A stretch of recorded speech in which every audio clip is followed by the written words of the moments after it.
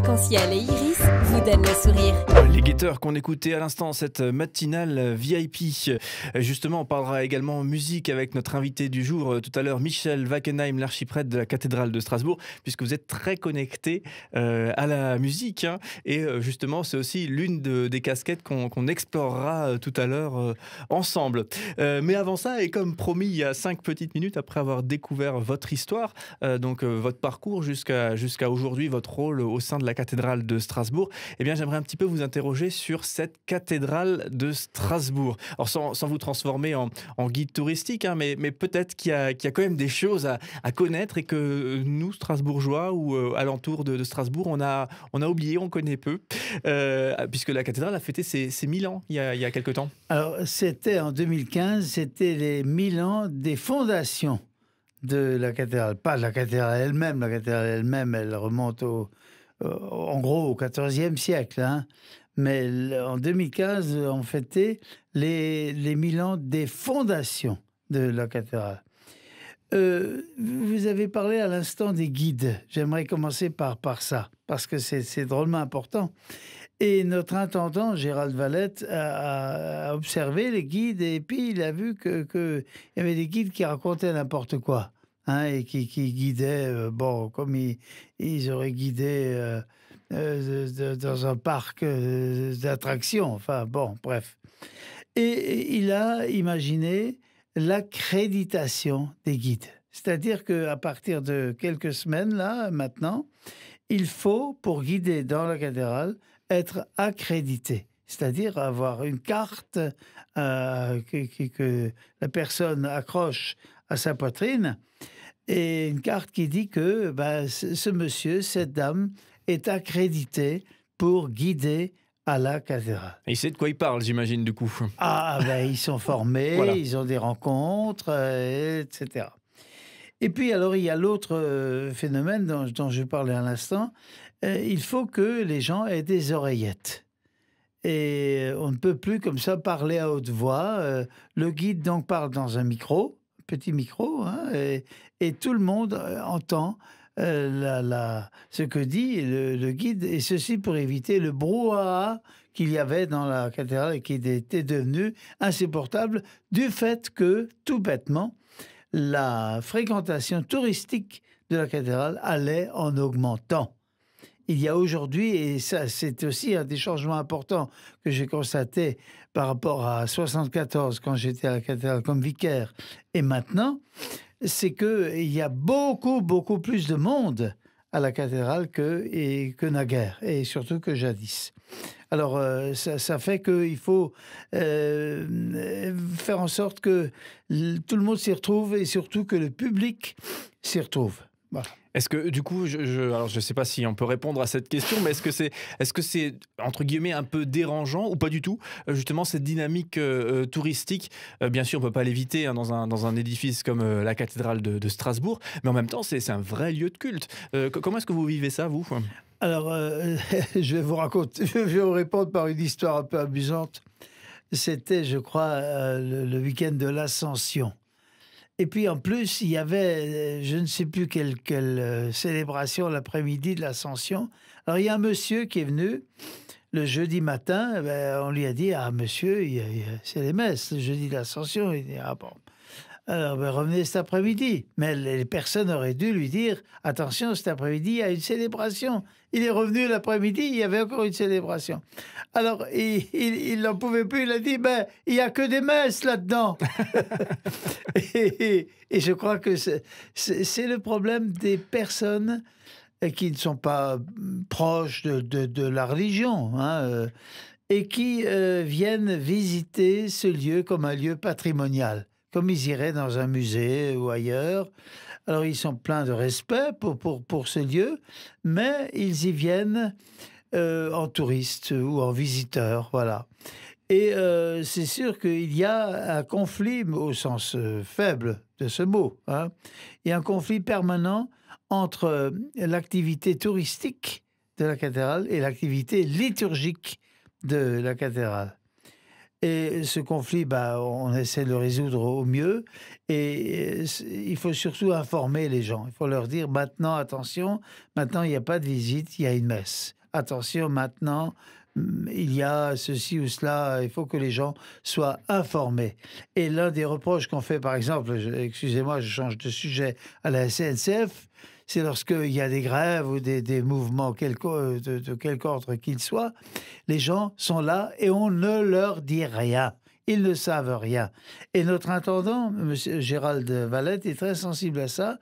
Il a installé, par exemple, un totem à l'entrée ce que nous appelons la porte Kammerzel, un totem qui dit exactement ce qui se passe aujourd'hui, demain, après-demain, etc. C'est très important, il faut informer les gens. Et donc consulter le totem en question, voilà, pour être bien dans les horaires. Du coup, justement, la cathédrale de Strasbourg, peut-être qu'il y a de nombreux secrets architecturaux à découvrir sur cette cathédrale. Vous-même, justement, en tant que vicaire en 74 ou aujourd'hui en tant qu'archiprêtre, est-ce qu'il y a des choses où vous avez été surpris de découvrir cette histoire, ce recoin de la cathédrale ? Il y a des choses à découvrir tout le temps à la cathédrale. Par exemple, on m'a demandé où est-ce qu'il y a la statue de Sainte-Odile, où est-ce qu'il y a la statue de X ou Y. Je ne sais pas répondre à toutes les questions, mais il y a notre diacre de la cathédrale qui s'appelle François Muller, qui a fait un tout petit livre qui s'appelle 150 réponses à des questions. Et il y a dans ce petit livre qui est paru aux éditions du Cygne, éditeur local de Egbolsheim, des réponses extraordinaires. J'aurais dû l'apporter avec moi parce que il y a là-dedans des choses formidables. Mais je le recommande aux auditeurs parce que s'ils veulent une réponse précise à telle ou telle question, un peu incongrue, les questions que posent les visiteurs sont souvent des questions incongrues. Où est-ce qu'on trouve ceci? Où est-ce qu'il y a cela? Eh bien, ils trouveront les réponses dans ce petit livre. Et du coup, justement, une dernière question sur l'édifice de la cathédrale de Strasbourg. Est-ce qu'il y a la possibilité de monter dans la tour, justement, qui surplombe toute la ville de Strasbourg? Le visiteur s'arrête en principe à la plateforme, mais j'imagine que vous avez les clés qui montent jusque dans cette tour. Alors, nous avons effectivement la possibilité de monter dans cette tour, mais encore une fois, nous, on est les affectataires, c'est-à-dire ceux qui ont... à qui sont mis à la disposition les locaux intérieurs de la cathédrale, tout ce qui concerne l'extérieur, c'est-à-dire la plateforme, ça c'est la ville de Strasbourg, et la montée dans la tour, ça il faut une autorisation de l'État et de la ville, parce que concrètement, c'est quelqu'un de l'œuvre Notre-Dame qui vous accompagnera là en haut, mais il faut faire des démarches et n'importe qui ne peut pas monter là-haut. Donc, pour le visiteur lambda, ça s'arrête à la plateforme. Il faut presque un certificat médical pour justifier pas tout à fait, la forme physique pour monter. J'admire beaucoup les pompiers qui montent là en haut pour mettre les drapeaux, par exemple. Ah oui. Ah, ça, c'est quand même... c'est chaque fois un petit exploit qu'ils accomplissent. Et les gens ne sont pas sensibles à ça. C'est évident parce qu'il y a là en haut beaucoup de vent. On n'imagine pas le vent qu'il y a là en haut. Et pour monter jusqu'à l'extrémité de la flèche, c'est pas donné à tout le monde. Alors justement, revenons un petit peu à la vie liturgique, que ce soit à la cathédrale ou que ce soit justement dans vos paroisses antérieures. Donc on parlait d'Arenheim notamment tout à l'heure, vous étiez curé pendant 7 ans avant d'être archiprêtre au niveau de la cathédrale de Strasbourg. Justement, qu'est-ce qui vous stimule, vos joies justement, est-ce qui vous fait dire, tiens, ce rôle de curé, c'est un rôle qui me plaît, qui me va bien.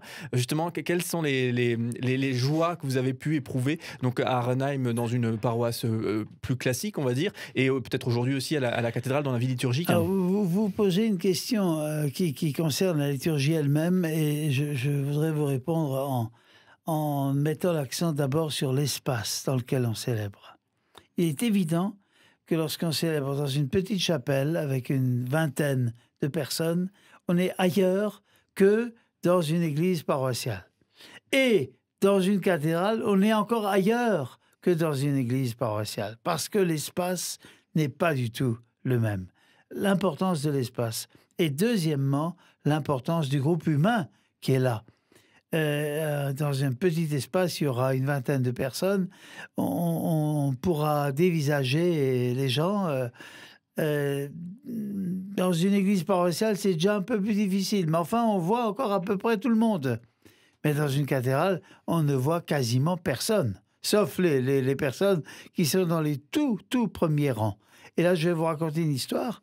Et quand je suis arrivé à la cathédrale, j'ai demandé à un prêtre d'être prédicateur, d'intégrer l'équipe des prédicateurs, parce qu'on a une équipe de prédicateurs. Chaque dimanche, c'est quelqu'un d'autre qui prêche, qui commente la parole de Dieu.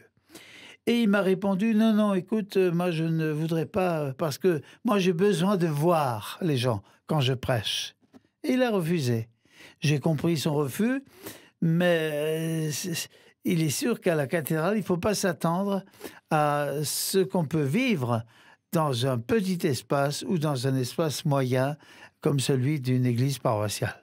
Oui, justement, la cathédrale, alors je ne sais pas la mesure de la salle, mais on peut y mettre un nombre assez extraordinaire de personnes assises. Il y a exactement 1400 chaises. Mais on peut aller jusqu'à 2500 personnes, évidemment. Oui, effectivement. Enfin, vous connaissez l'édifice, vous qui avez sûrement visité ce lieu. Michel Wackenheim, restez bien avec nous. Vous êtes notre invité dans cette matinale VIP, l'archiprêtre de la cathédrale de Strasbourg. On parlera tout à l'heure de musique. On parlera également de livres, puisque vous avez écrit aussi toute une série d'ouvrages. Donc, on va décortiquer tout ça ensemble. Et c'est vraiment un plaisir de vous avoir dans cette matinale VIP. Donc, vous aussi, chers auditeurs, restez bien avec nous. On se retrouve dans quelques instants, juste après ça.